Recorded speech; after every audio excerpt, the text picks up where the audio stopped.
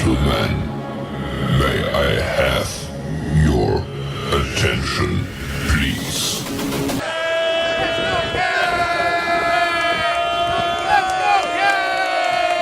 The show starts in 3, 2, 1, go.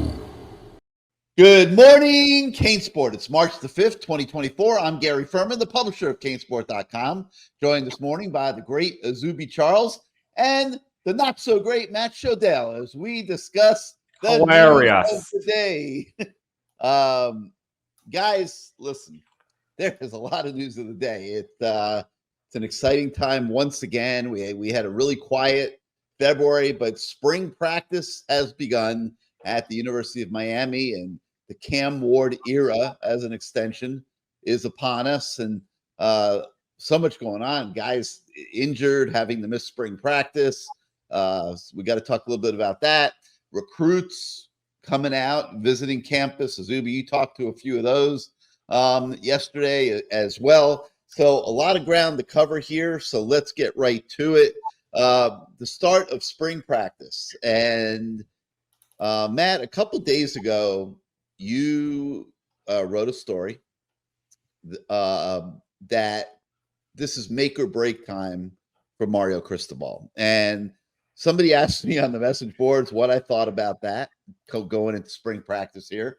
And like I often do when you write something, I vehemently disagreed. I mean, how can you say that this is a make or break time for the head coach? And I know, that he's going into now a third cycle. But when you look at the fact that he's had 2 recruiting classes, most of those kids are freshmen. There's injuries galore up and down this roster here. So I don't, one of the things we're going to talk about here on the show is what exactly are they going to get out of spring practice and what is realistic to get out of spring practice when you have so many guys that are hurt. We've ranked in recent days the top 30 players on this team, and all you got to do is look at that list at the absolute absence of any type of proven impact talent whatsoever. And you have to, if you're realistic, temper expectations just from that. Now we balance it with a schedule that's very favorable this fall, and now a spring practice that's set to begin.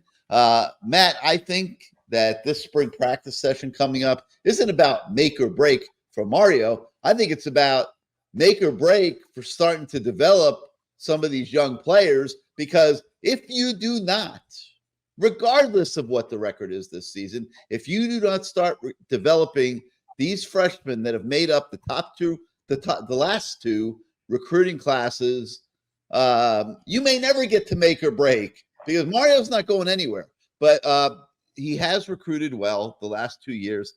To me, this is the time where some of these young freshmen or redshirt freshmen have got to start popping off the radar, and it begins in spring practice. Your thoughts?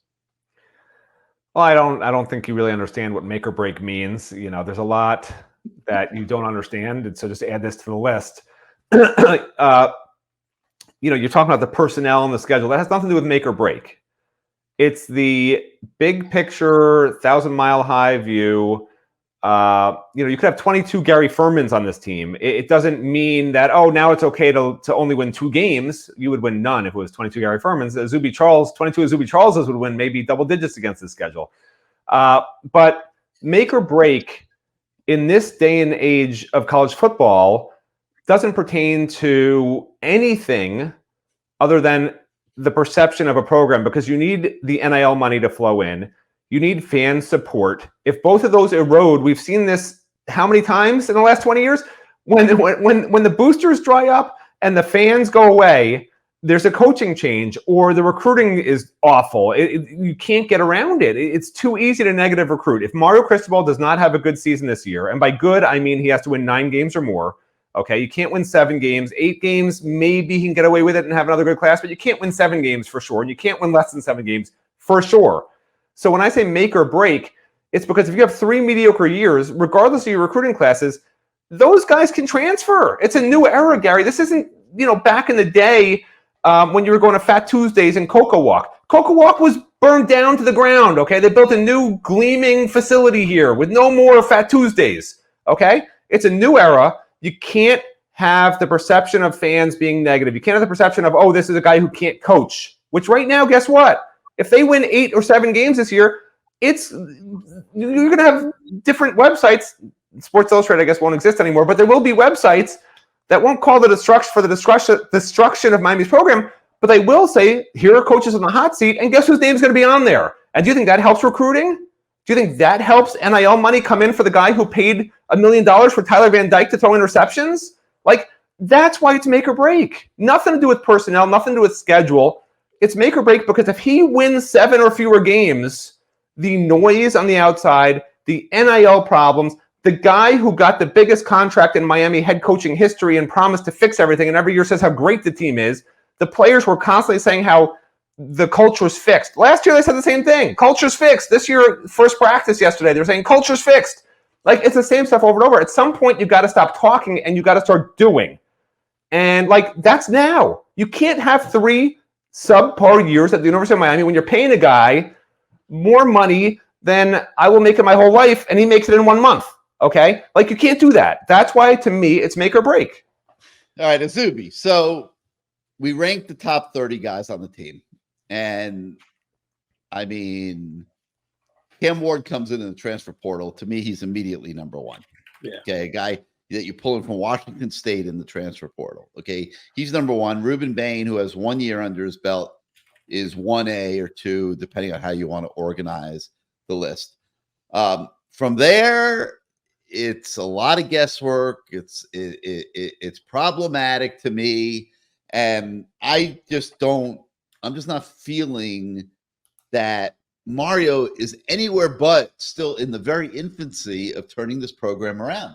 We're looking at the NFL draft. Oh my God, we got Cam Kinchins, who's an All-American.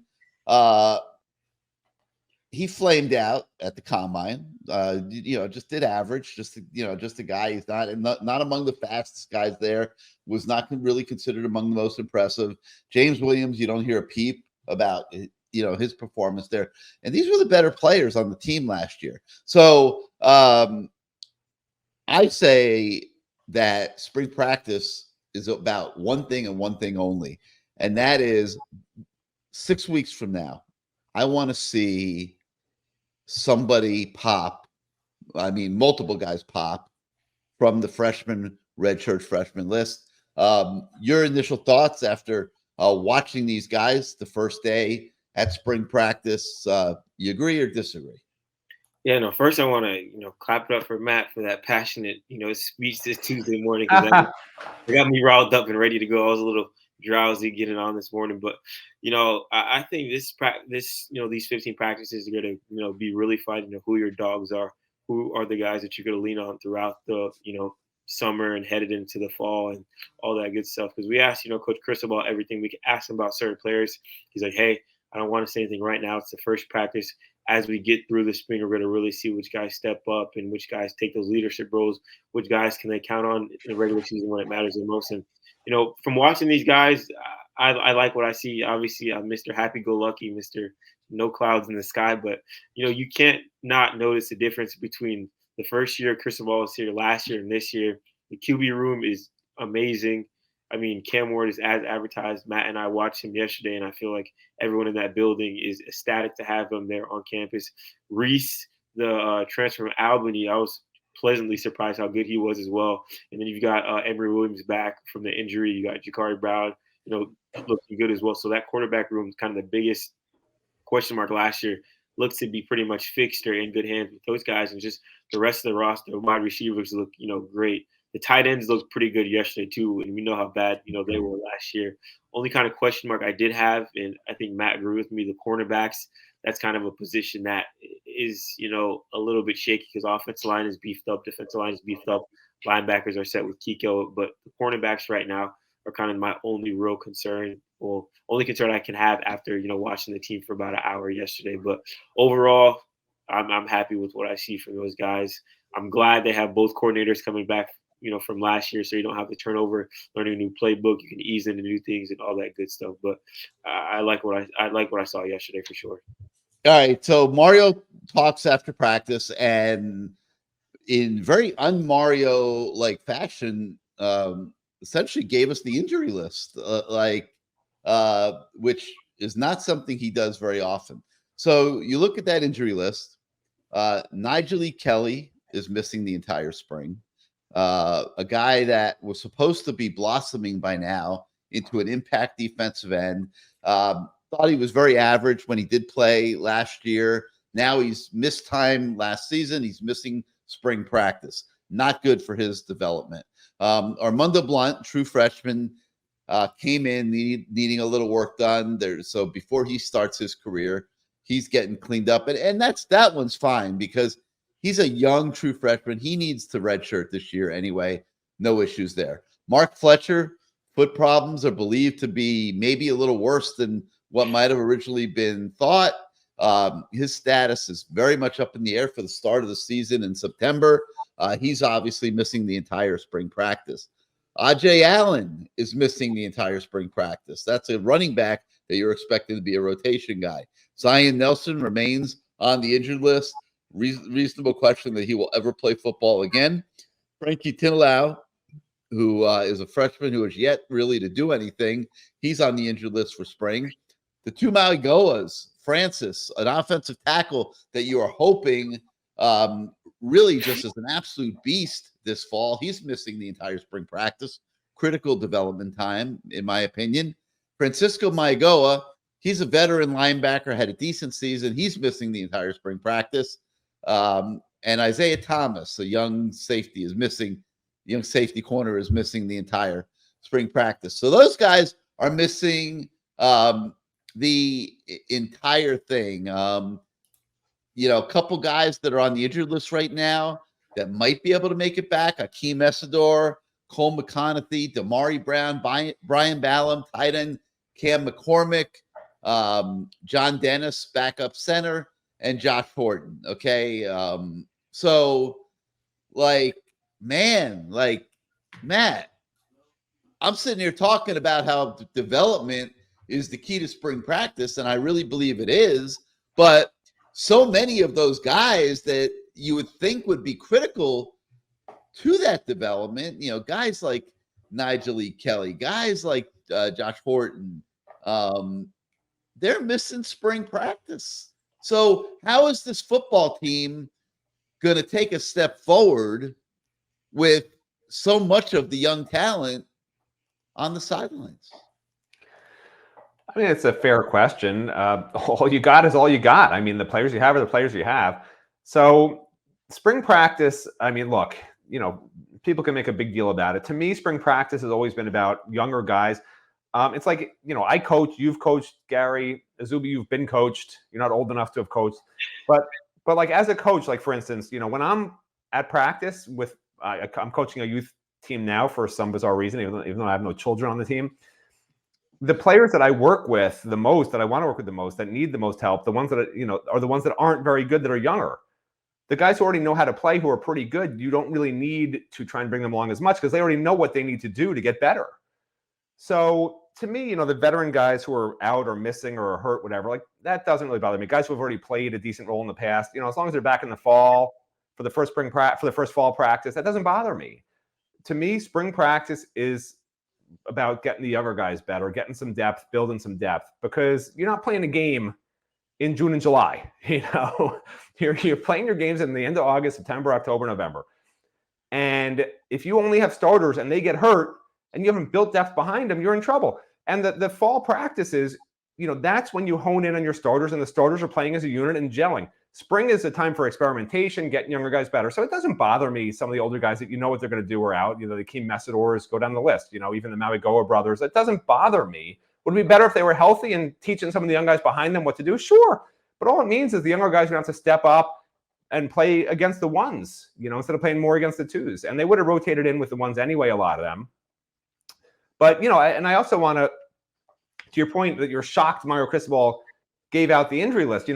the sports information, I don't want to call him director because he doesn't really direct anything. I'll call him the deputy. I don't know, whatever starts with D. You pick a word.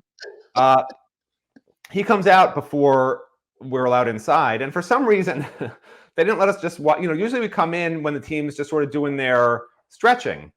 For some reason, we were not allowed to watch the stretching yesterday.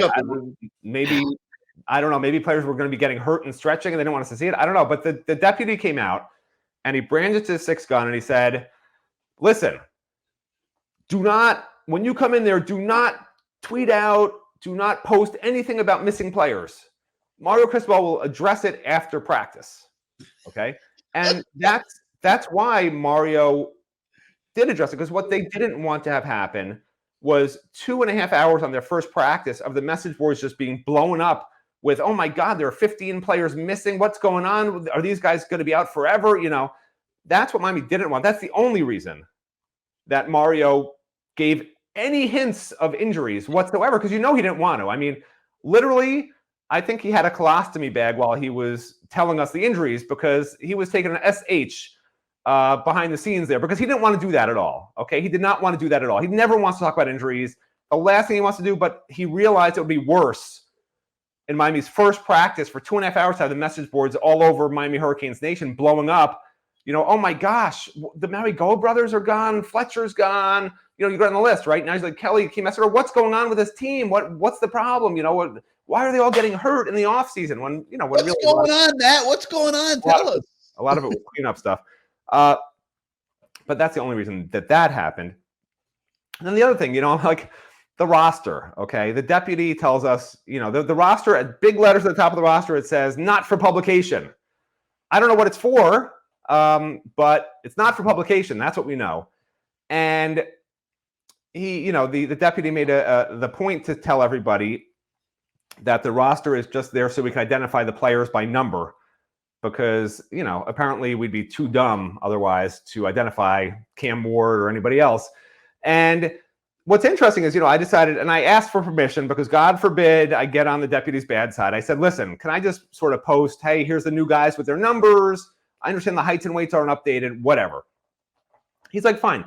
And having done this for the last 2 centuries, I'm smart enough or dumb enough to have copied down the roster off the official roster from last year at the end of the year. Okay, so I had that copied, and I just put up, I had copied it. I already pasted it into a document, and I was working off that to get the new numbers, whoever's missing, just make sure that there's nothing crazy going on. And as I'm doing that, I'm going through and I had the heights and weights. I realized that they had updated almost all the offensive line height and weights. Zion Nelson lost 10 pounds, and Inez Cooper lost 30 pounds. They updated a few defensive linemen. I didn't note it in the story because, I'd be banned for the rest of my life. Luckily nobody at Miami watches this show, and I don't think anyone else does either. So it doesn't matter. I'm telling the 3 people watching this right now that I did this. But they updated almost all the offensive linemen and a few of the defensive linemen, like a 5-pound difference here, a 10-pound difference there, And I didn't note it in the story because, again, I don't want to be that guy who does his job, right? That's not me. I don't do my job. So I just changed the heights and the weights for those guys. But everyone else was exactly the same as last year. Now, why did somebody decide to change those, right? All the offensive linemen. Why would somebody change all of those and make them look a little better, but not change anything else? Does that sound like, is there a head coach who's maybe an offensive line coach? I don't know how that happened, but it did happen because the Insider reporter noticed that. It's awesome. Were the offensive line and then a few defensive linemen. All the offensive linemen. Yeah, it's absolutely awesome. It really is. All Mario cares about is his offensive line. He doesn't even need any other players. If you have a great offensive line, what do you need? What do you need the rest of your team for? You don't. All right, offensive line aside, I do want to take a few minutes here and talk about quarterbacks because I thought it was really interesting that Emory Williams made it back for the start of spring practice, but Reese Poffenberger, who came in the transfer portal, was actually, at least it appeared, is number 2 on the depth chart right now. And, I thought that was really the most interesting thing of the day. I think multiple things are going on, me personally. Reese is here. he can leave after the spring. They got him before they got Cam Ward. And when they got him out of the portal, they didn't know they were getting Cam Ward. In fact, Cam Ward had already told them no. They didn't think they were getting Cam Ward, and they recruited Reese to be the quarterback this year. Well, now you got Cam Ward, and Reese is like, WTF, man. Like, what the hell's going on here? Like, he wouldn't have come to Miami if he knew Cam Ward was here. I feel pretty sure about that.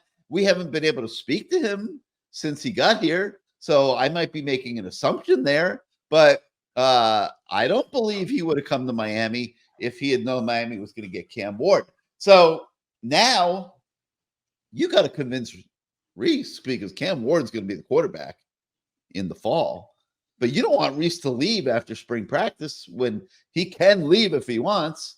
You want him to stick around because you want him to compete with Emory and Judd to be the quarterback in 2025. And that's going to mean that he has to buy into being the backup quarterback on this team this year. And a lot of that is probably going to be that he has to feel that the coaches feel really good about him. If he's the number 3 quarterback coming out of spring, he's not staying here.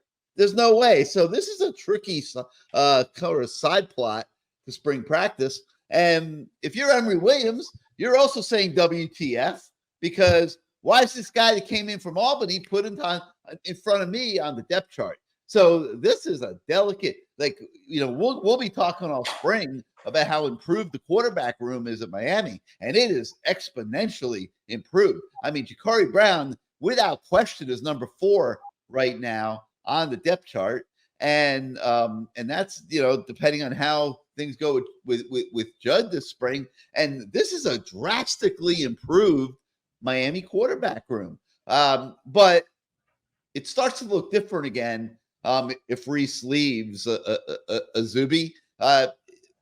I'm assuming, as tired as I know you are this morning, that you got to agree with me on that.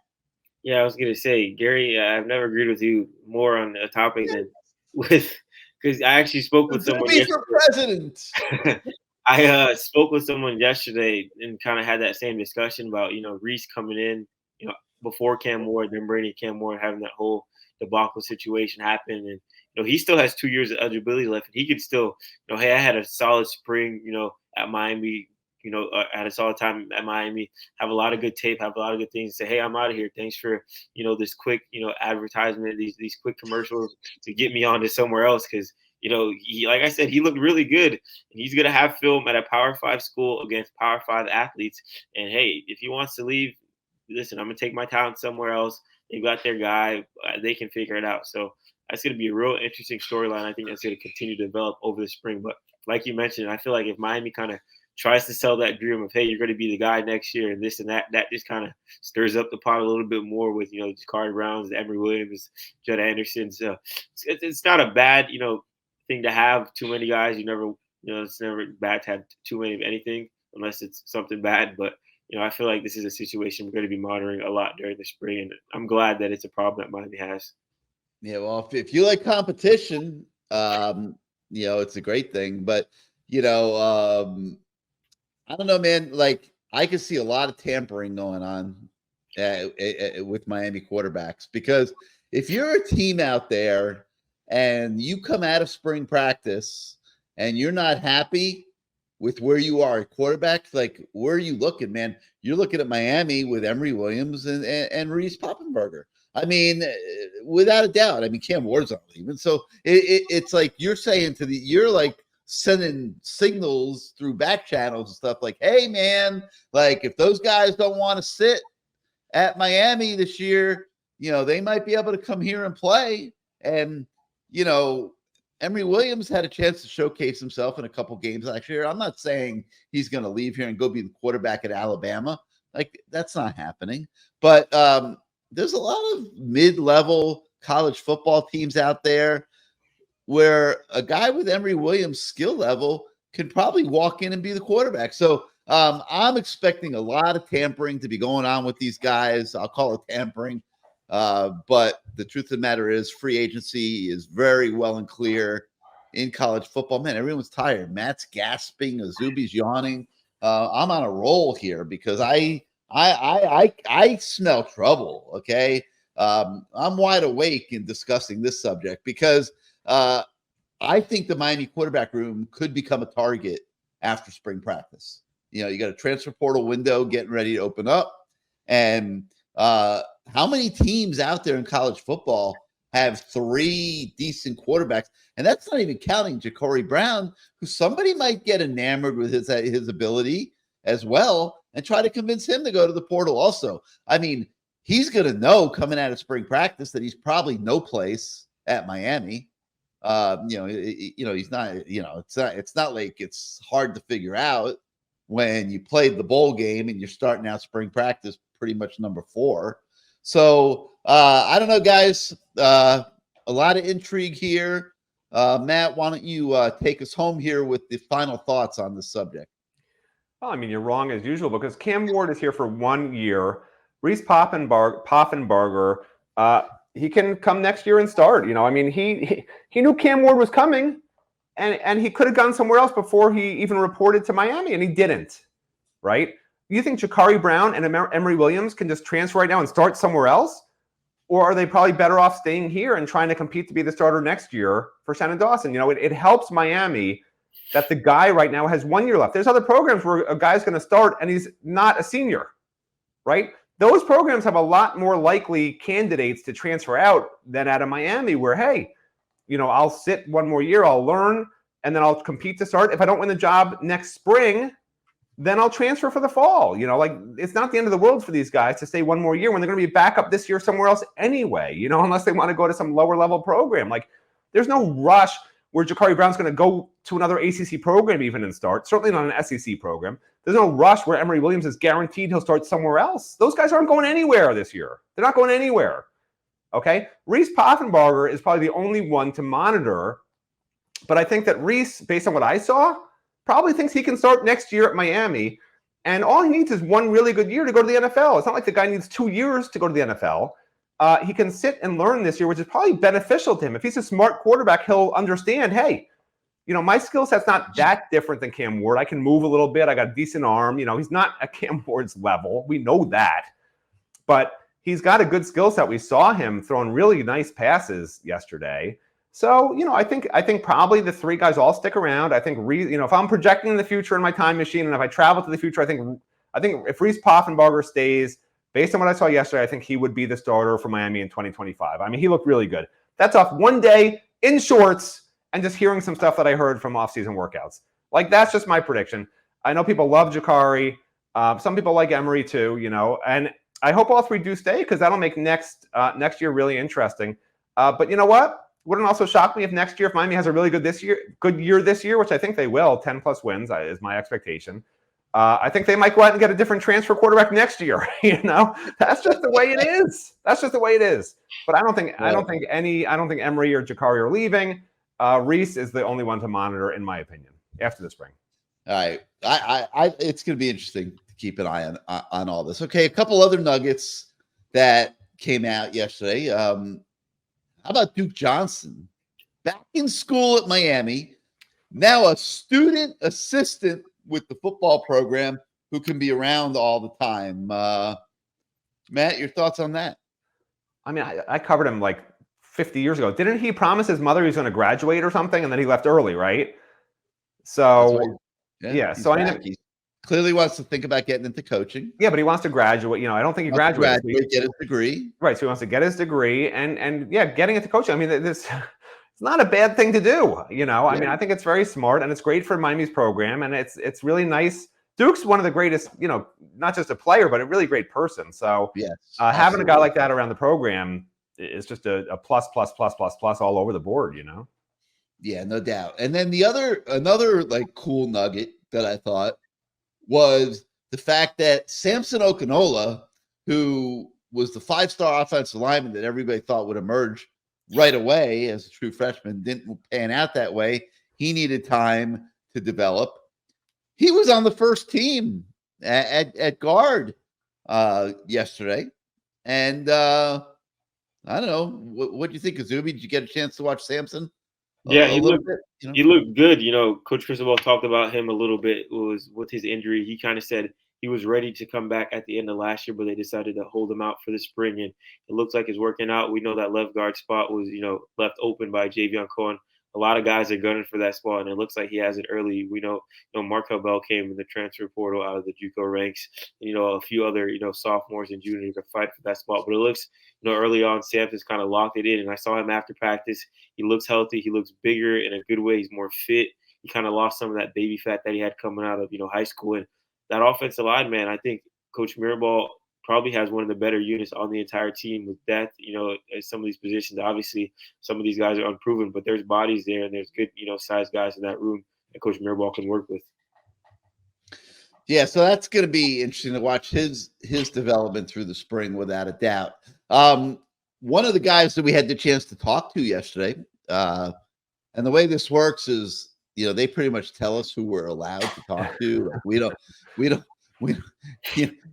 don't get to say, hey, we would like to talk to so-and-so. They say, you are talking to so-and-so. So we follow orders, and we spoke to Ruben Bain yesterday, and it's always a pleasure to speak to Ruben Bain, who had such a phenomenal freshman season. Well, since the bowl game, he's added 8 pounds of muscle. He's dropped 4% body fat, and appears on his way to becoming an even better player than he was last year. Matt, your thoughts on the trimmer, leaner, stronger version of Ruben Bain?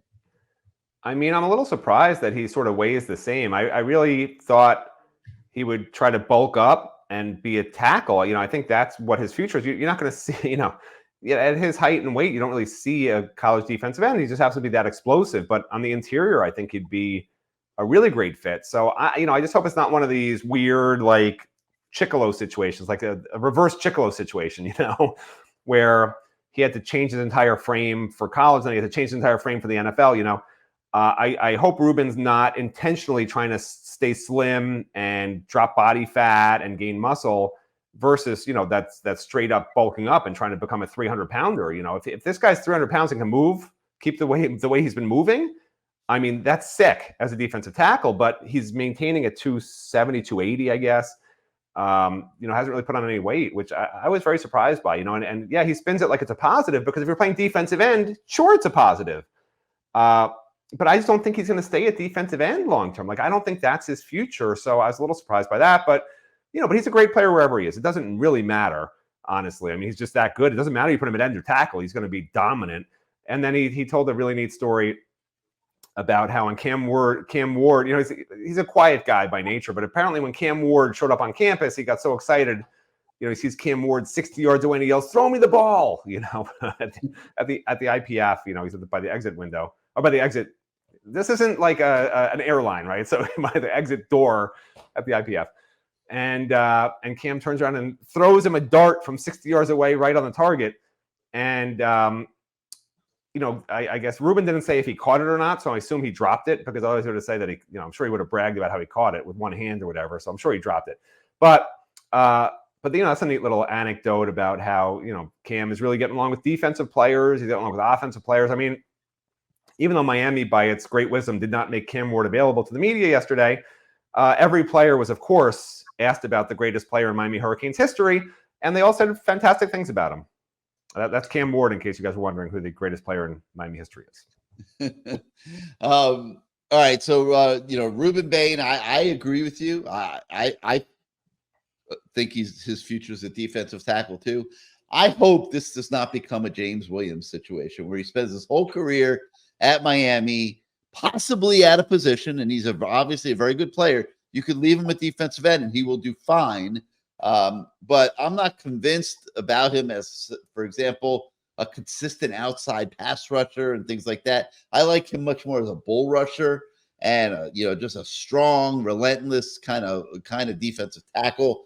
I hope this is not a James Williams situation where he spends his whole career at Miami out of position. So another subplot for us to continue watching throughout spring practice. Another guy we spoke to that we have a story on the website this morning about is Jalen Rivers. He's an offensive lineman, starting left tackle without question, but he is being worked at multiple positions this year. He's played left guard, he's played left tackle. They've put him on the right side at times just to try him over there.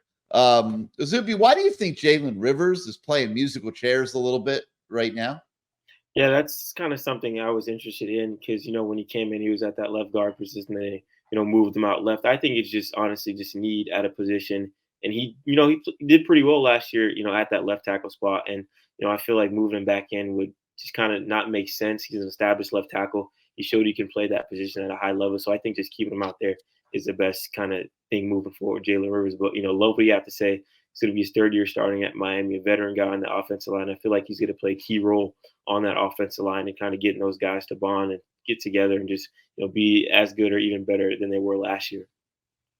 All right, another guy we had the pleasure to speak to was Wesley Bassane, a linebacker that to me is kind of the kind of guy that I was talking about at the beginning of the show. I mean, Miami needs Wesley Bassane to finally bust out this year. It was supposed to happen last year. He was a second-year player last year. That didn't happen. So, I mean, it's got to be now in year 3, doesn't it, Matt? Like, doesn't Wesley Bassane have to become what everybody thought he was coming out of high school? Not alone, obviously. Miami needs several Wesley Bassanes to emerge. But when you look at linebacker opposite Francisco Maigoa, they need this guy to take it up a big notch, not just a notch, a big notch, Matt. Yeah, look, I'm a big Wesley Bassane fan, but I'm just not sure that we're going to see that big jump that people expect because year 1 to year 2 is really when Wesley played as much as he did year 1, right? You play a lot year 1 as a freshman.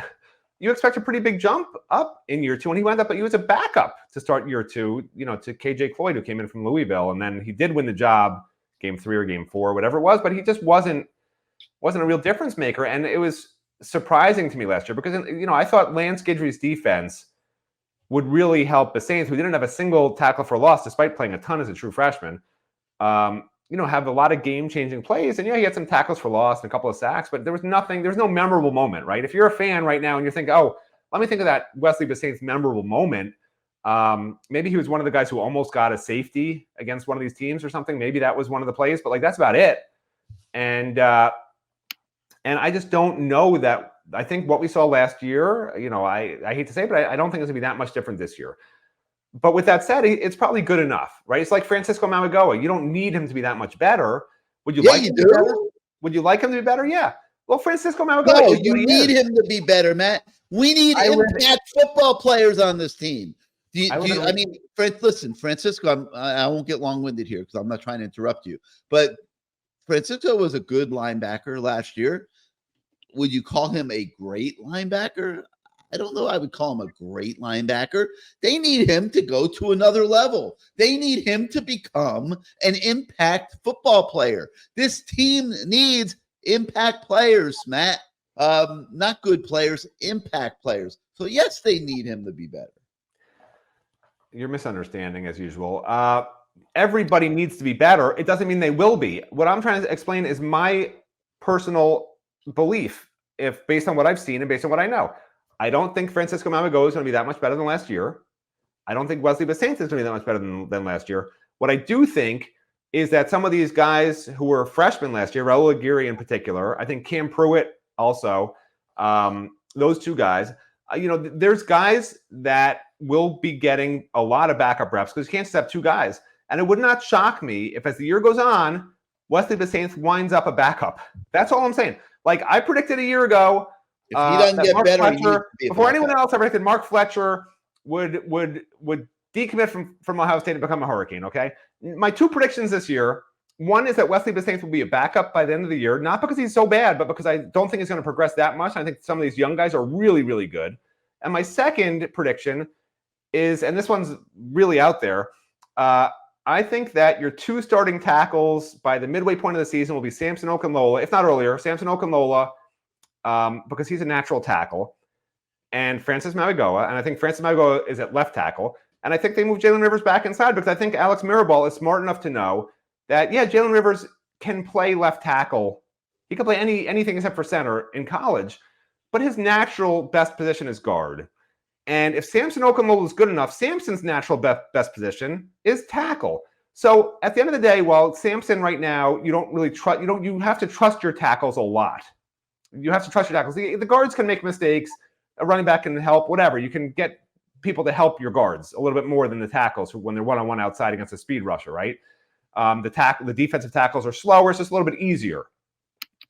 I think that Alex Mirabal will learn to trust Samson Okunlola by whatever game, maybe even game one, and that he's going to put his best players at their best positions. And for Jalen Rivers, I think that's guard, regardless of how, he did pretty well at tackle. And I think for Samson, it's tackle. It doesn't make any sense to play two guys that aren't playing at their best positions, regardless of what Azubi said before. Okay, so those are my predictions for this year. That's it. I'm sticking with those two. Thanks for the shout out, Matt. yeah. I mean, I'm not going to lie. Like, I don't care. Like, I could be wrong, but I'm not going to not say what I think. Like, that's just what I think. If I'm the offensive line coach, my goal is, get Samson to get some reps at guard, see how he does, get his feet wet. But I want him to play tackle ultimately. I don't want him to play guard. I want Samson Okunlola to play tackle. I guarantee you, when Alex Mirabal is having his dreams in the middle of the night. What about Markel Bell? What did they recruit him for, Matt? What about Markel Bell? He's not a guard. No, I didn't say Markel Bell. What did they recruit him for? I would think they recruited him to be a left tackle. He may need a redshirt year, quite honestly. He may redshirt this year. He might, but I'm thinking big picture, But you mentioned a couple of names like Cam Pruitt, Raul Aguirre. And like, to me, that's the epitome of like what I was saying since the beginning of the show. Like, these are the kind of guys. This is what spring practice is for Popo Aguirre and Cam Pruitt, because they have got to pop. Okay. Like, Miami needs them to pop. They need to justify that their recruiting evaluation in these last two classes that were supposed to be really, really good are really, really, really, really good. Not like it's been in the past where we hype up recruiting classes and then we turn around 2 years later and half the class isn't on campus anymore. Like, these guys got to develop, okay? And we can mention all the guys on the team like Aguirre and Pruitt if we wanted to, but those are the guys that this spring practice is for. Those are the guys that must develop this spring and prove that they can be on the radar in August. That's the only way this team gets better, in my opinion. It is not top heavy with superstar talent. Okay. So if we're talking about winning 10 games next year with a pretty average schedule, that's all well and good. And yes, I think that can happen. But if that's going to happen, it's the middle of the roster. It's the Cam Pruitts, it's the Popo Aguirres that must show us this spring that they can be real football players. And that's what I'm looking for this spring as we move forward. All right, ladies and gentlemen, stand up and make some noise, because it's now time for the Azubi Charles Show, because we are going to talk recruiting. Can I leave? Do I have to stay? Kick me off. I'm done with you. Want to leave? Kick me off. Goodbye, everybody. All right, Matt. Have a great day. We'll see you later, man. It's Azubi's moment. See you later. All right, Azubi, we got rid of him. Let's change our screen so people can see you even bigger here on the screen, because this is your time of the show to shine. So recruits are going to be funneling to campus like crazy this spring, and we had a few of them on campus yesterday. You had the chance to speak to them. I want to talk about a couple. There's a kid named and if I pronounce his name wrong, please tell me. Jabari Antoine. Okay. Jabari Antoine. Jabari is how he pronounces it? Yes, sir. Okay. Yeah, I'm terrible with the names. But anyway, all right. Jabari Antoine. I admit I'm terrible with some of these names because these are all new kids on the radar. So this kid is a 4-star cornerback. He is committed to LSU. But Azubi, the first day of spring practice, he was in Coral Gables at the U. Your thoughts after speaking to him? How did the visit go? How serious is his recruitment by Miami? Yeah, I think this recruitment is very, very serious. And, for kind of one interesting reason, Miami was his first offer ever, and he holds that very, very high in his regard. That's the first thing when I spoke with him over the phone a few weeks ago. That's the first thing he mentioned. That's the first thing he mentioned when I asked him why he wanted to get out Miami. He said, "Hey, these guys took a shot on me when no one else did. They're the first program to offer me, so I'm going to give these guys a shot. Even though I'm committed elsewhere." And that Louisiana connection with Lance Guidry, with Dennis Smith, those guys being from the boot, being familiar with his area, being familiar with him, I feel like that's playing a role in his interest in Miami as well. And like you mentioned, very, very talented guy, top 60 defensive back in the country. And I think he's going to continue to rise in the rankings as we go through this 2025 cycle. But I really do think Miami is in a good spot for him. He said he's going to take an official visit to Miami in the summer, so that's going to be huge as well. But I really do see Miami being contender in his recruitment to the very end of it. So he tells you that he's firmly committed to LSU, but that he's not shutting the door on Miami. I mean, okay, that's great. I mean, I'm glad he's not shutting the door on Miami, but if he's visiting Miami and he's telling you, I am going to official visit Miami, how is that being firmly committed to LSU? I don't see that as being firmly committed at all. So we'll continue to follow. Obviously it's a little early in the game, but we will continue to follow Jabari all the way through his recruiting process. All right, another guy that visited yesterday was a big offensive lineman by the name of Demetrius Campbell. He tells us he is loving Miami right now. He's 2025. He's from Orlando Christian Prep. He's 6'6", 300 pounds, a mammoth kid who, remember, still has a year of high school to play, to grow. He had a great time on campus, as most recruits do. Azubi, your thoughts on Demetrius Campbell after speaking to him? Yeah, Demetrius is a very kind of interesting recruit. He started playing football his 10th grade year as a sophomore. He used to live up in the Northeast. He was actually a basketball player that played travel basketball with Cooper Flagg, who was a #1 prospect in 2025 class. So he comes from a very athletic family. His brother played Division I basketball at Notre Dame, and I believe he's at Howard now. So, athletics runs in his, family, like I just said. But he's a guy that Miami likes. Coach Mirabal was, with him throughout the day, walked him out of the facility today with his parents and all that good stuff. And he really, really likes Miami. Like you mentioned, he said he loved Miami after this visit. He loved everything that he saw. And when I asked him what really stood out, he said seeing, Coach Mirabal's coaching and teaching translate from the chalkboards to the field is something that he really, really liked, that he saw how Coach Mirabal connected with the players, spoke with the offensive line, and all that stuff.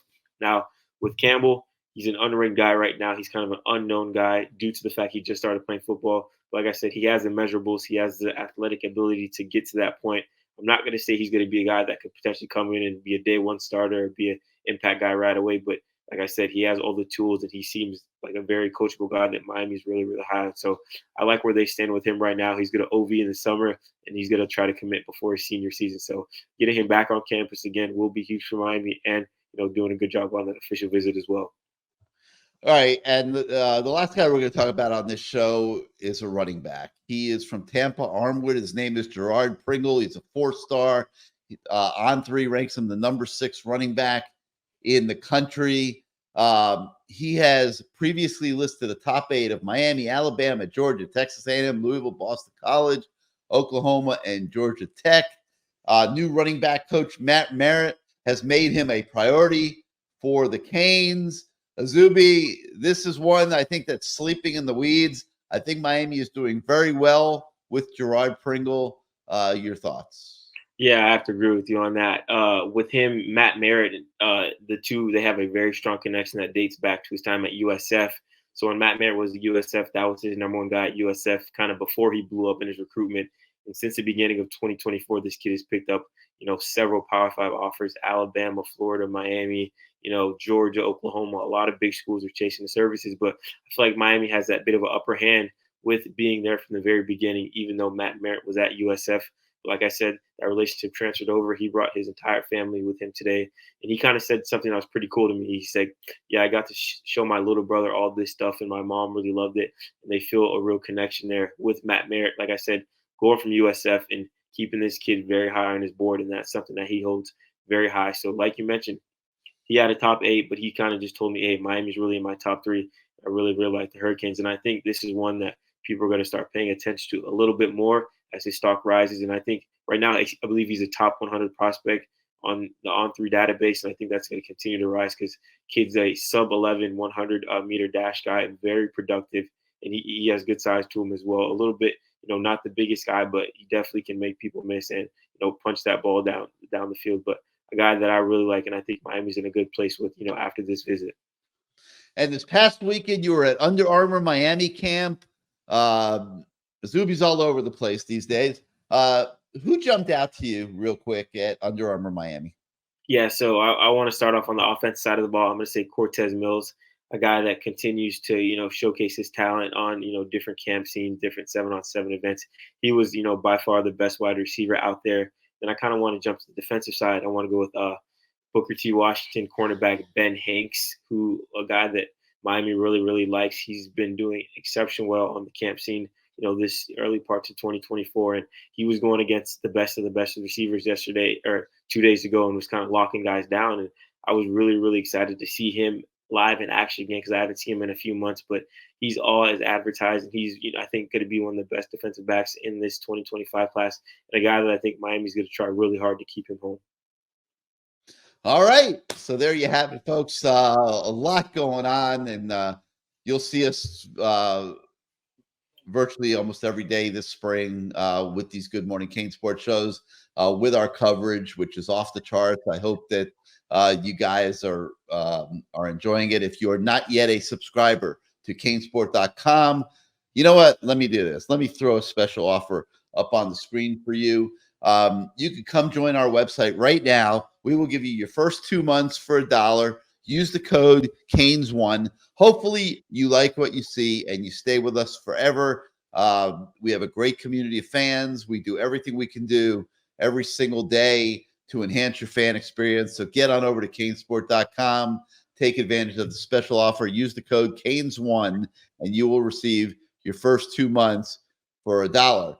If you're on YouTube right now and you like the show, you like our channel, hit your subscribe or like button. It helps us with the algorithms at YouTube in growing our audience. So that's going to do it for today for Good Morning CaneSport. Thanks once again for starting out your day with us. For the exiled Matt Shodell and Azubi Charles, I'm Gary Ferman. Have a great day, everybody, and we will see you next time.